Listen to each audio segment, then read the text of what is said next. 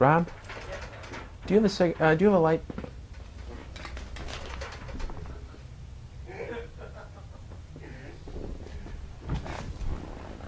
How horrible. Was that her name? Yeah, how's this look, Ira? Is that window What was her burning name, not too Sam? bad? Mickey? Mickey. And who's the big one? Janet? I don't remember the other It's hot, one. but is it bothering you? Beast? Beastmaster, yeah. Did you see that? Did you hear Goodman's joke? Yeah, I did see Beastmaster. Okay, That never was mind. Beastmaster. I'm talking about Vic. What'd you say? I didn't like Beastmaster. Wait, So this guy does it too. There's a raucous atmosphere on this set. I don't like it. Unlike Jason Miller, who was like a lewd. It was rolling. No, they're freaking out.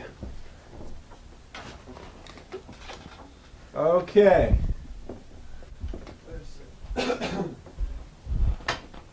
Okay. Oh, let's have it. Oh, it looked like the mixer for the. Oh, let's coffee. lose that Are we about to start this? McDonald's cup. No, that's set. That's tape. You lose the cup. I can't deal.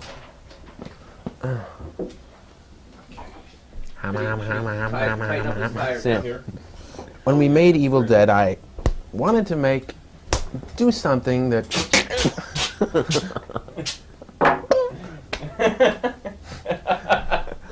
Oh, yeah. I should have brought those blood capsules. Good. Okay.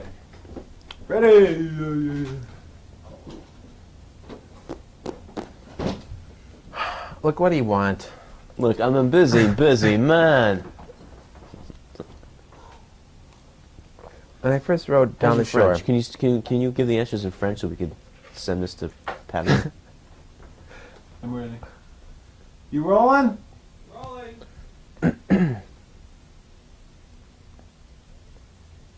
Ready? Action? Thank you. Sam, what are the origins of...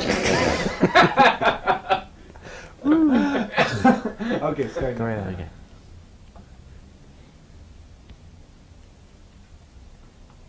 Sam, what were the origins of your... Sam, what were the origins of your low-budget horror movie, Evil Dead? What do you mean by low budget?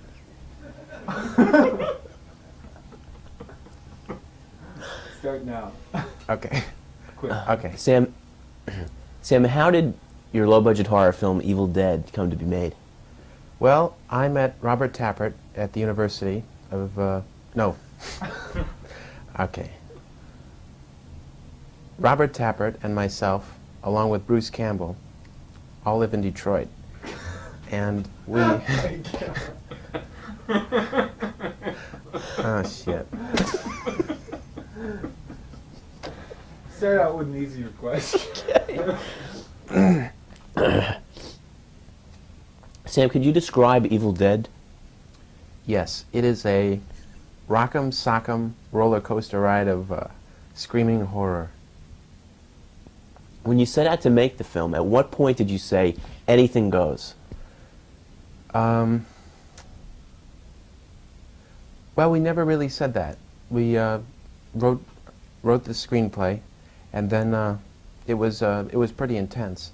A lot of things in the screenplay, I mean, were very intense, and we just went about and filmed them, really. So that it was your intention from the beginning to make a brutal, savage horror film. Yes. No, not to make a brutal, savage horror film. We wanted to make Robert Tappert, the producer, and myself, and Bruce Campbell wanted to make a film that would definitely entertain the horror crowd. Because we had sat in on a lot of drive-in movies and a lot of cheap horror theaters in Detroit during shows, and sometimes, most of the time, we would watch films and they didn't deliver enough. That's what we felt.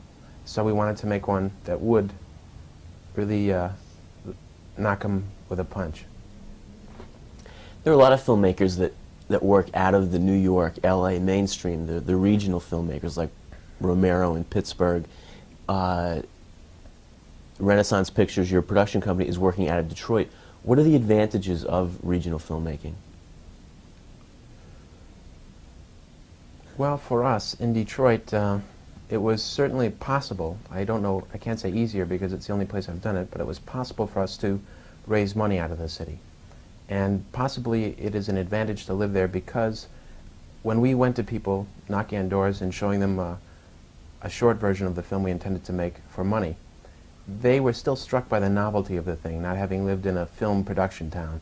So it could have been a great advantage, the fact that we were asking for this money in a place that they don't make films. We were able to get it, certainly. So I think that living in Detroit had a lot to do with it because of that, and therefore and how. But also, the unions in Detroit aren't quite as far as I know. I've only made it one non-union picture, but they aren't as intense or powerful, and they won't slash your tires, or they won't do any horrible things or make you act or have men on your sets, because it's just not that strongly organized. So as an independent, it's easier to sneak through their net to make a picture. To raise the financing for the film, you made a Super 8 pilot for the picture. Right. Before we made Evil Dead, we made a Super 8 pilot called Take it from the top. Okay. Before we made Evil Dead. Before we made Evil Dead, we made a Super 8 pilot of the film we intended to make, and that was called Within the Woods. And what I did was took the screenplay for Evil Dead, took a number of the elements from it, and wrote a very short story. We filmed it, and it ran about 30 minutes, and it could we used it to show the investors exactly what kind of film they'd be buying into, because we had no track record, and they needed some sort of tangible proof that we could in fact make a movie of professional quality. Yeah, how old were you when you directed the film? I was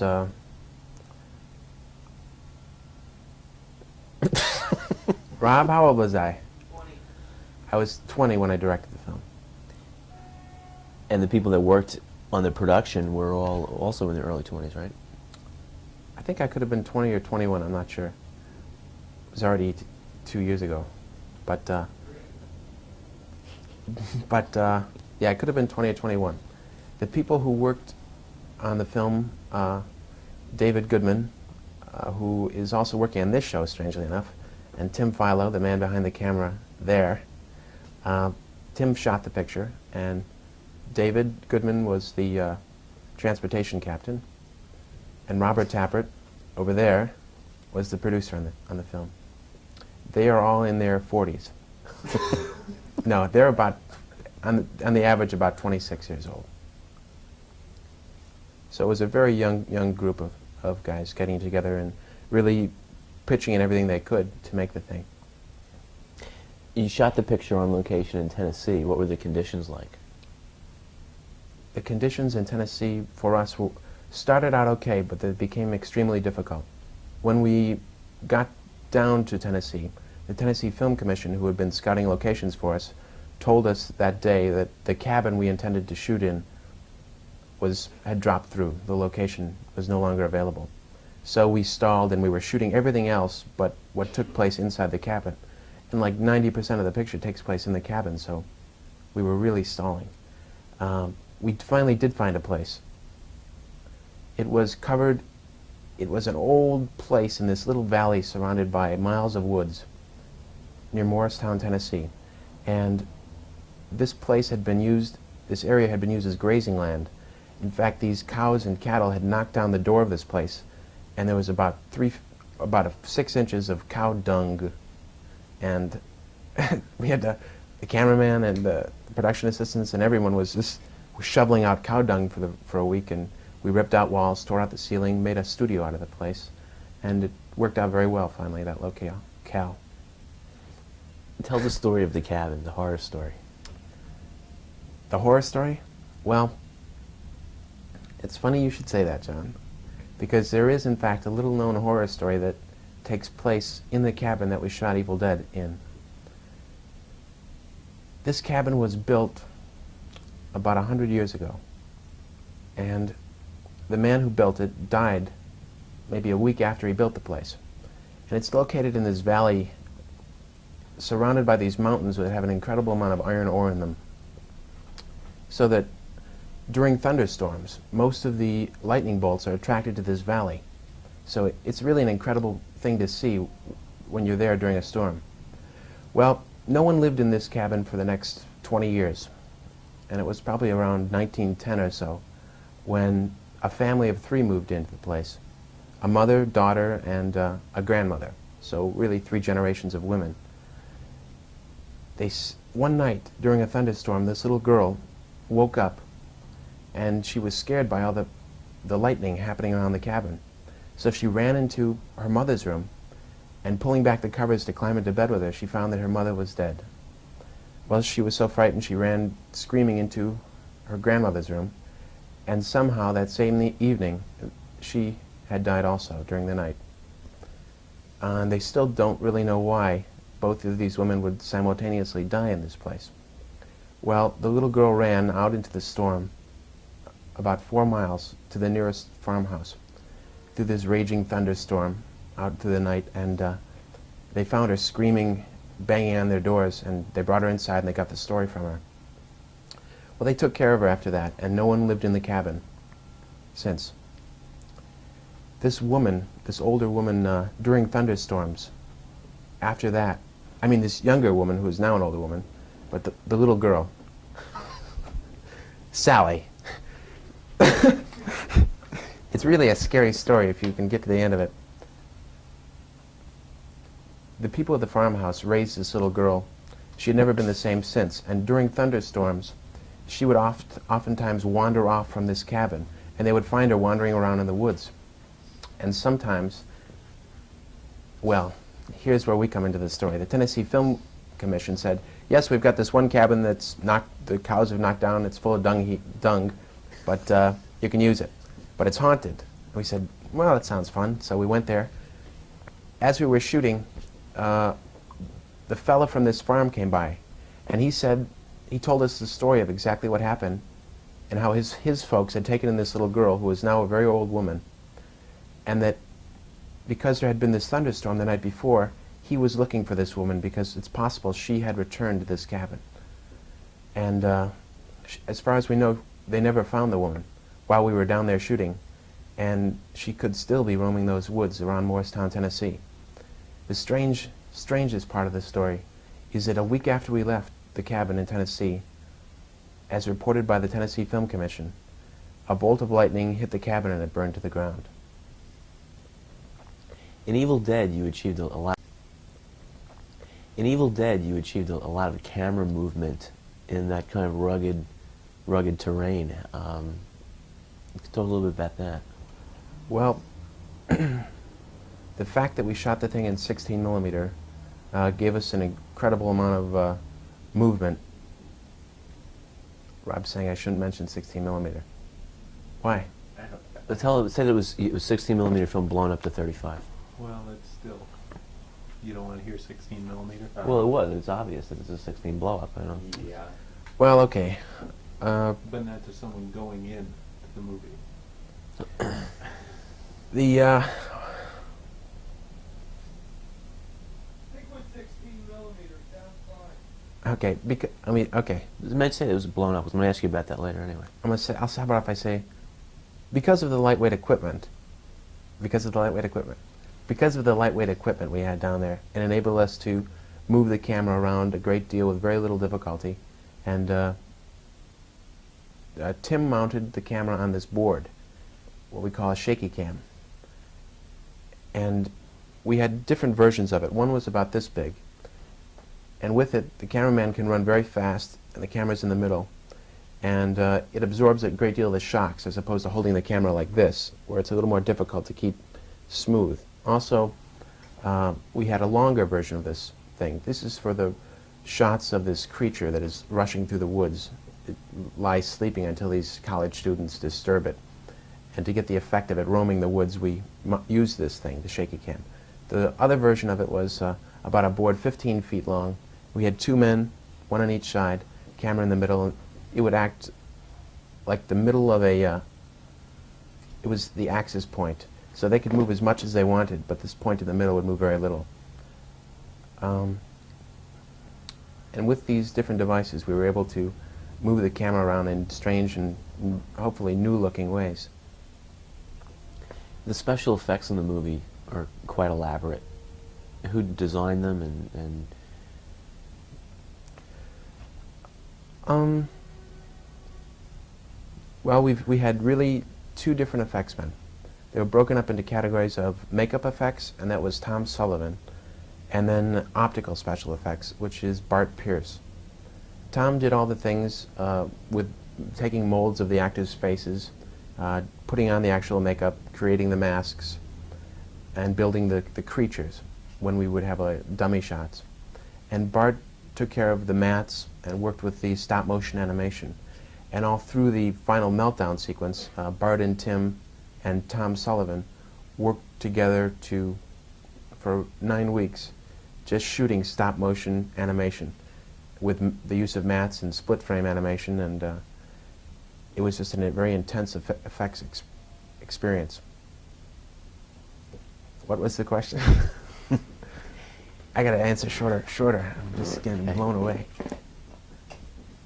Is Rob distracting you, sitting right there? Mm-hmm. Okay. Maybe you can save me on the Rob, camera? would you? After raising the money for the film, shooting the picture, then you came to New York for post-production. Yeah. What did you find when you were going around looking at some of the post-production facilities, how you were treated, obviously a young filmmaker coming in with a low-budget picture? Treated with a great deal of curiosity and friendliness, really, because at that time we were shopping around for the best editor, the best place to do the mix, the best place to rent rooms. So people treated us in a very straightforward and businesslike way. I think they realized that we were serious, so age didn't really become a factor at that point. Actually, it was not difficult. The fact that I was very young, did not put a hindrance on any of the production, I felt. The sound effects track on the film is elaborate, to say the least. Who was responsible for that? A fine sound editor by the name of Joe Macefield, and he did all our sound cutting. He came up with the most incredible sound effects, from Kandarian plotzing to pigs being slaughtered. It was incredible, really, the amount of effects that he could come up with. And we had long discussions during spotting sessions about the type of sound and the effect we wanted to achieve and how to harmonize these creatures' voices to make them sound unearthly, along with our mixer, Mel Zelnicker, who is really very talented. He's worked on an incredible number of Hollywood pictures. And in Such films as? Mel Zelnicker has worked on such films as Reds, Ragtime, boy, more than I can mention, but he's got a slew of experience behind him. Joe cut the sound here in New York in an editing room, 1600 Broadway, and that was a nice experience because I got to meet Brian De Palma for the first time, who I greatly admire, and in fact, I played him in video games. I hate to say this, and I really beat him kind of bad, twice. But he was very nice to me too, because I think he knew how hard it was to make a picture, so he understood. Okay, I'm going to ask you to give a brief synopsis of the story Okay. the film was about. Evil Dead is a film about 5 college students that go up to this small cabin in the mountains of Tennessee. And there they find an ancient book and a tape recording of a man, both left there by this man, a professor, who had gone to this cabin to study these artifacts on this dig that he had been on in what would have been ancient Samaria. And the tape recording that they find is a journal on exactly what this book is. And in fact, it's the Book of the Dead, a book of do's and don'ts dealing with the deceased. It's got burial passages of the Sumerians and ancient incantations for resurrecting the dead. And he warns on this tape that these things shouldn't be tampered with. But in his quest for knowledge, he goes ahead anyways, and he unleashes these evil forces. And in fact, they're still there as these children are one by one terrorized by it. It comes from the woods, this dark and brooding entity, and surrounds the cabin that they're in, and one by one it possesses them, and their eyes go white, and they're jerked about like marionettes, and they're forced against one another. And it's a love story. No, it's not a love story, but it's a lot of fun. I don't want to give away the shock ending, but we tried to make it as scary and as fun as possible. A lot of horror films are criticized for their assault on women, their have sex and die motifs. Evil Dead is not like that. In Evil Dead, everyone gets it. Right. That's true. Everyone does get it. In fact, in Evil Dead, we tried to make a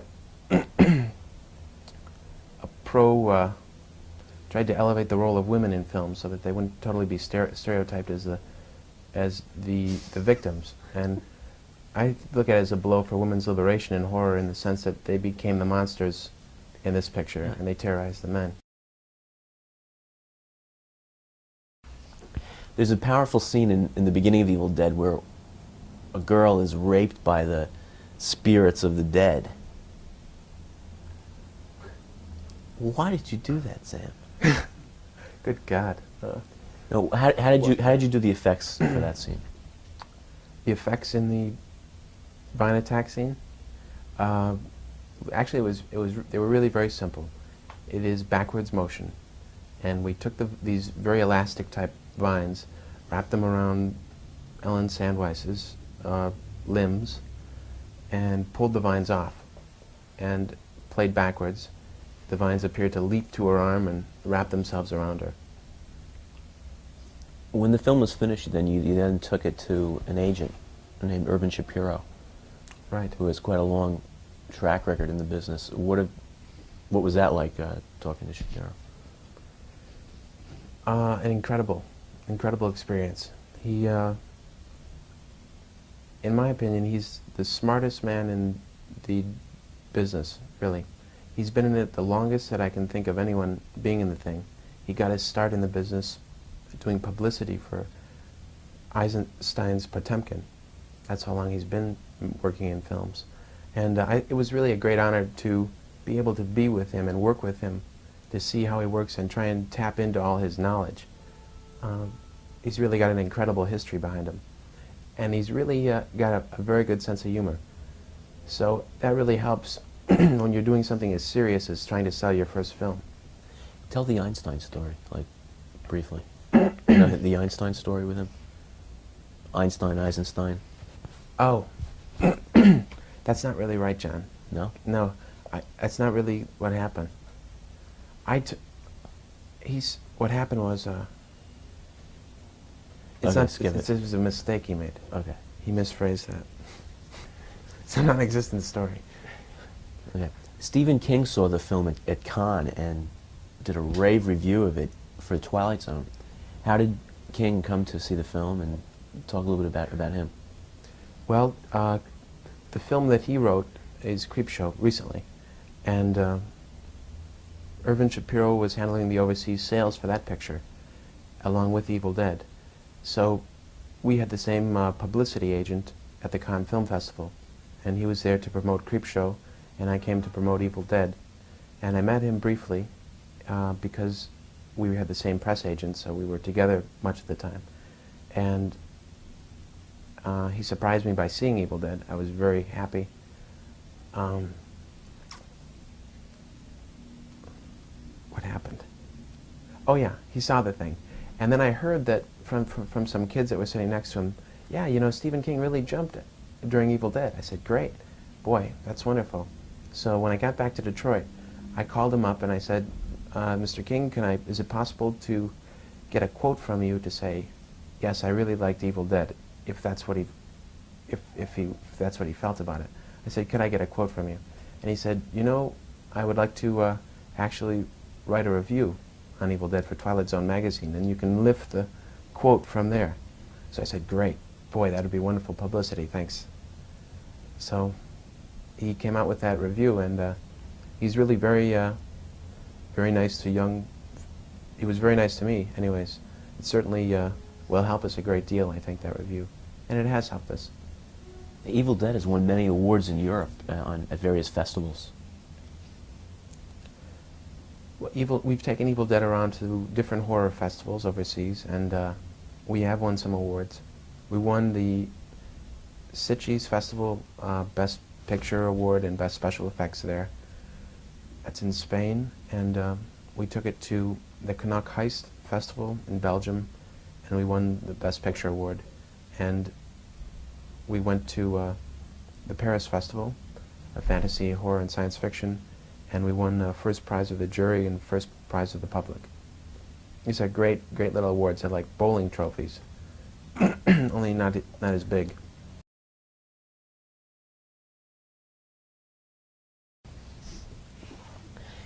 Talk a little bit about Bruce. Oh yeah. Well, there's three of us actually who formed the company that made Evil Dead. Bruce Campbell, who stars in the picture and is also one of the executive producers. Robert Tapper, who's the producer, and myself. And Bruce is first and foremost an actor, a performer. He was in all the high school plays that we were in high school together, and he was in all the plays there.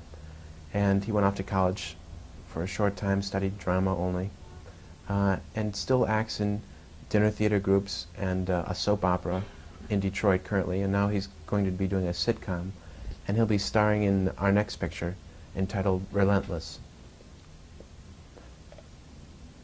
It is a crime movie. Relentless is the next film that we intend to make. It's a crime story. It's a story of a man who tries to plan the perfect murder. And in fact, he does carry off this perfect murder, but the murder that he's planned turns out through a strange series of coincidences and mistaken identities. The murder turns out to be his own. So, Well, now we don't have to go see the film, Sam. Thank you for telling us. I won't reveal the shock ending, however, to that film either. Okay, let's go back and you describe some of the conditions, some of the horrible conditions on location. Oh, yeah. Like Well- shooting in the swamp, etc. Right. The place was miles really from civilization. So it was very difficult to get a truck in there to hook up power, but we did it. We couldn't afford to bring in water, obviously, so we didn't have any running water. All the water had to be brought there down this mile-long mud road. It had turned to mud soup. So when it got very cold in there, because we didn't have any heating system except a fireplace, there was really no way to warm up. There was no warm water for anything, and the whole place eventually got covered in Caro syrup blood. And it really gets sticky because there's so much blood in the picture, and bile and green, red, blue, any color. The whole place eventually had a coat of sticky Caro syrup over it, everything. And anytime you wanted to touch the camera, you had to turn on the coffee machine, because we had enough water for a coffee thing, and wash your hands in this scalding coffee. I remember doing that many times. It was horrible. And then grab the camera, and then you pick up something, damn, and you get the stuff on your hands again. So that was fun. And it got very cold. I think that was the most difficult part about the shoot. One time, in fact, it was so cold that I couldn't stand the slow torture of freezing to death so slowly. So I actually crawled outside and laid down to die in the cold. But Rob, the poor bastard, covered me with a blanket, and here I am today. Could you describe the feeling after eating Goody's chili? David Goodman's chili? I have to warn all professional filmmakers that David Goodman, a transportation captain on Evil Dead, made a chili that is deadly. It is very difficult to consume. He also made us things such as chocolate pizza, which I don't recommend. Many delicacies unknown to this planet. Hey, you shot the film in 16 and then had it blown up to 35. What was that process like? Right, the film was shot in 35. We, no, very difficult. didn't really enjoy dealing with the laboratories for that whole process, and it didn't really turn out to save us any money. But I was very happy with the final result. I thought it looked as good as any 35 picture, and I don't think that the audience will be able to tell the difference. It doesn't look Hollywood slick like Friday the 13th or anything like that, but it has its own ambience, I think, that works for the picture. What are some of the more recent horror films that you've enjoyed? Creepshow? I really enjoyed that. I'm trying to think of others. They don't come to mind, but Creepshow for me was a lot of fun. Really, I haven't enjoyed a bunch of the horror films lately. Oh, I like The Thing. Are there any directors in particular that you really admire or emulate? I really admire the directors who I really admire are, as unfashionable as it may be, is Steven Spielberg, Kubrick, Hitchcock. What do you think, for you, what was the biggest problem for you in making the film? If there's a single thing you could single out as a low-budget filmmaker? The single thing that I could single out? The most difficult thing?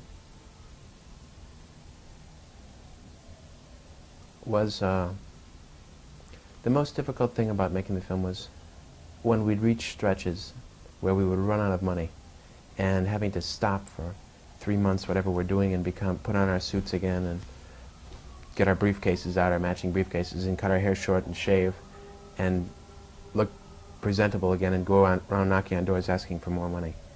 And getting the names of people trying to get names of people who you could at least ask for money, that was the most difficult part, the waiting, I think. The inactivity of the process. What were the Paris audiences like when you showed them Evil Dead? The Paris audience at the Rex Theater, which is the oldest theater in Paris, giant place, they went crazy. They're out of their minds. They throw paper airplanes. You go up on stage, they throw tomatoes at you. They confiscated a gun from some fellow when I was there. And one time, from the balcony, they threw a whole bucket full of razor blades down at the crowd. It's really an insane audience, and they start these cheers together. Arrivé, arrivé. I don't know what they mean, but they're saying something, and it's in French too. And they're just wild.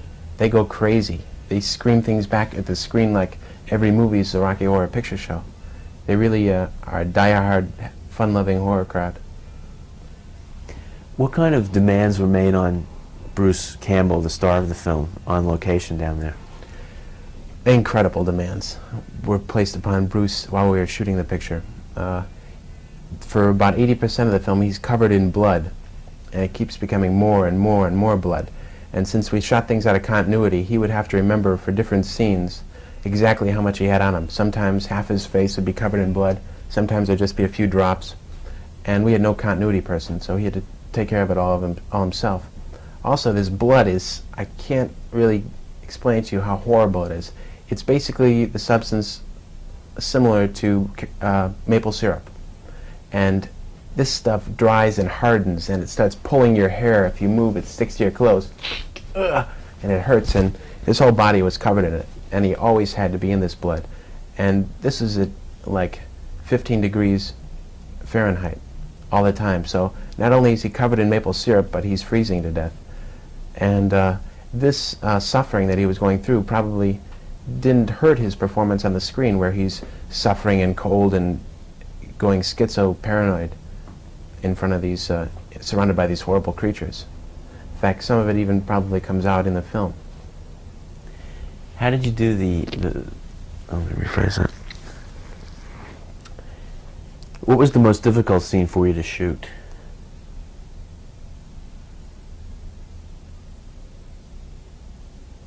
The most difficult shot for me, personally, in the picture was, it's a track beginning upside down, and it goes over Bruce Campbell's head, and then the shot ends right side up. And for that, I had to be hanging from the ceiling by this, what do you call this, underneath your knee, on a rafter, So I was actually hanging upside down with the camera like that. Bruce walked toward me, and I had to actually pick my body up with my legs and then come back down. It's very difficult to explain, but it's actually what happened. And that was the most physically difficult shot. We had a weird experience that we were shooting the very first shot of the movie. Tim Filer, the cameraman, and myself went to this field to get a very long shot. We were using a telephoto lens of this bridge that the car is crossing. The kids are coming up to the cabin. Well, the whole field was filled with cows, and there was one bull. And it wouldn't let us into the field. There was a barbed wire electric fence, and you had to crawl under the thing, but the thing wouldn't let you get anywhere near its cows. So we had one of the production assistants sing to this bull, "Na, na, na, na," to distract it, and we snuck around another section of the field down this hill where the bull couldn't see us. Snuck under the fence, passed the camera gear through, set up the shot. We were starting to shoot. "The bull is coming, the bull!" We heard some screaming, and what he was screaming was, "The bull is coming." And that means that there's a bull coming towards you. And we looked up on the hill, and there was a bull charging us. Well, I don't have a good story about grabbing the negative or anything like that. I just ran for my life, and he chased us around trees, and we couldn't get out because the fence was electrified. It's not something you can like grab and climb over in a minute. You have to actually stop and crawl under this thing. It was a nightmare. But we survived. Where did you find the actors? The actors for Evil Dead were recruited out of Detroit, mostly out of the commercial business.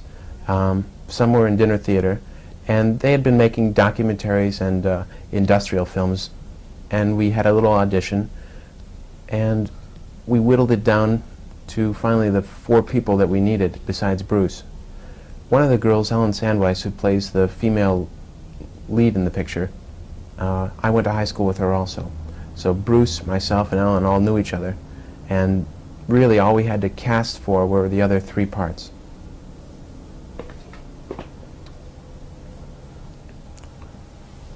Visual style. What visual style were you going for? Describe the visual style.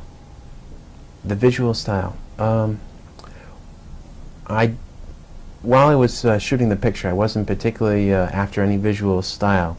Just wanted to put the camera in a place that would best get across that particular piece of information for that particular shot.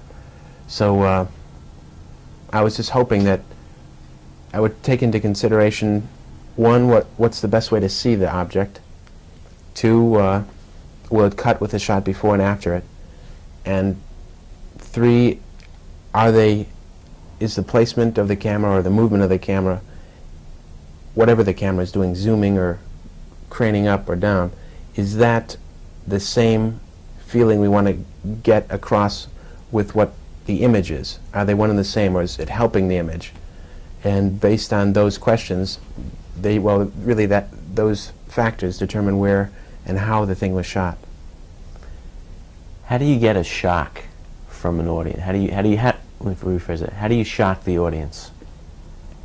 I guess it can be done all sorts of ways, but what I did in Evil Dead is tried to what I think everyone must try and do, basically, and that is build up some amount of suspense or fear on the audience part that something is going to happen, not exactly letting them know when it's going to happen, and then letting it happen in force, so that they get on the edge of their seats and you hit them. And sometimes you can hit them twice or 3 times, and sometimes you can get them on the edge of their seat, and then pretend that nothing's going to happen, so they go back down, but they're still tense, and then you hit them with a shock. And that's instead of a slap to the face that they're braced for, that's like more like a punch to the stomach. It's weird, but it actually is assaulting when shocks hit you. It is for me when I'm in the audience. I look at it like, ugh, like, ow. You know, it's almost like pain. It's a thrill, you know. What was your aim in making the film? Well, the aim in making Evil Dead was to entertain the people. Really to entertain them. And the reason why it was a horror film was because we felt that it was the most easily marketed type picture we could make. We always knew that there's a circuit for horror films. They always seem to be playing. And that had a lot to do with the decision to make Evil Dead. Also, in one of the Super 8 comedies that I had made, we had a point where there was a scare, what you were talking about, a shock where someone jumps out and grabs someone. And during the comedy, the audience really jumped. And I thought, boy, this is great. This is kind of a new thrill. So I started writing horror stories as opposed to comedies, just because it was a different way to entertain people, and I had fun with it. So that factor, and the fact that there was always a market for horror films that we were aware of, we pitched in and made this picture. We tried to make it funny too, though. It's a comedy and a horror movie. Two movies in one. Are you going to make a sequel to Evil Dead someday? You know, I wrote a sequel. I wrote the outline for a sequel. I have it. And it really depends on, I can't say it was originally written as a trilogy or anything like that, but it depends on the fact that if it... Well, let me start over. I wrote a sequel. I've got the outline for it. But whether it's ever made into a movie would depend on whether Evil Dead makes money. It would be a financial decision. It should be a lot of fun, this sequel. It's got a lot more stuff in it, and it moves in a different direction than Evil Dead, but it should be just as entertaining and funny, I hope. How have audiences reacted to Evil Dead? Very well. We've been very lucky with this picture. They probably are only reacting well so that they can have grounds to hate our next picture all the more, I imagine. I don't know, but I think they're entertained. I think they like it. You're asking the wrong guy, though. You probably should ask someone on 42nd Street, you know, see what they think. Because that's really the horror crowd there. The 42nd Street crowd in New York and the crowds in Detroit, downtown Detroit, and in Paris, as it's of all the crazy places that I've seen that really have this love for the horror film, and they want to be scared, and they want to scream things, and they want to really take part in a fun, scary, jumpy, thrilling experience that doesn't really hurt anyone, but at the same time they can have all the fun of a hockey game, and all they're out is 350.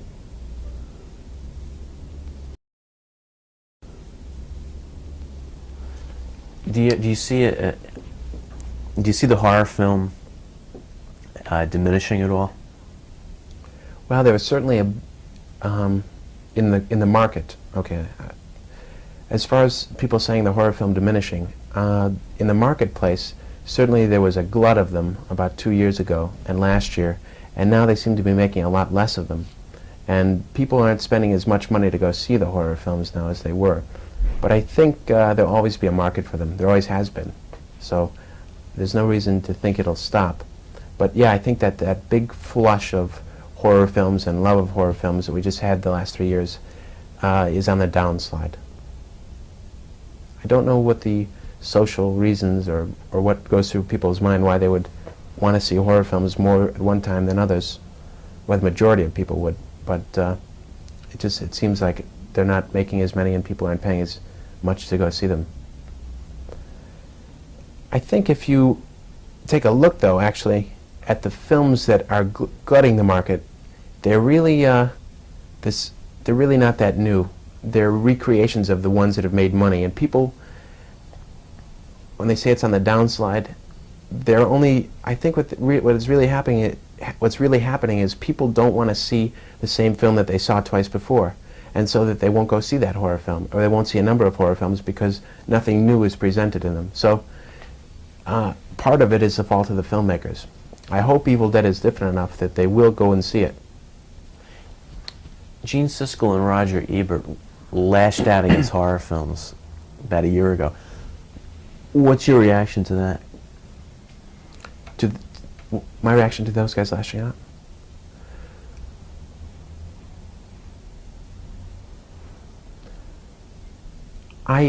As far as Gene Siskel and Robert what's his name?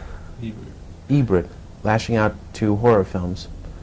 I don't know. I think that they're unjust, because many times, at least twice, I've heard those gentlemen, I don't know who, say on their program, and now the dog of the week, and the dog comes out, here's Fido. That's okay, that's cute, but they say, now this is a film that I had to walk out after 5 minutes. It was so bad. And at that point I say, basically you shouldn't be reviewing it then, because if you've only seen 5 minutes, you don't know what the film's about. Give the filmmaker a chance, because it's so difficult. Well, I don't want to get into a sob story, but obviously the filmmaker has put a lot of work into it, a number of other people, and this fellow is saying it's no good. He's only seen 5 minutes. If someone only saw 5 minutes of Evil Dead, if it was great or if it's bad, I'm not saying, but if they only saw 5 minutes, I don't think that they could get a very clear idea of what the film is about. So any reviewer that states that, for me, even once, is coming from the wrong direction. They're not giving it a chance. They're not going to the theater wanting to like something, wanting to see its good points. They just want to get a quick impression of what they think it's going to be like and then extrapolate from there. And I don't like that. Rob, is there anything you want me to touch on? No.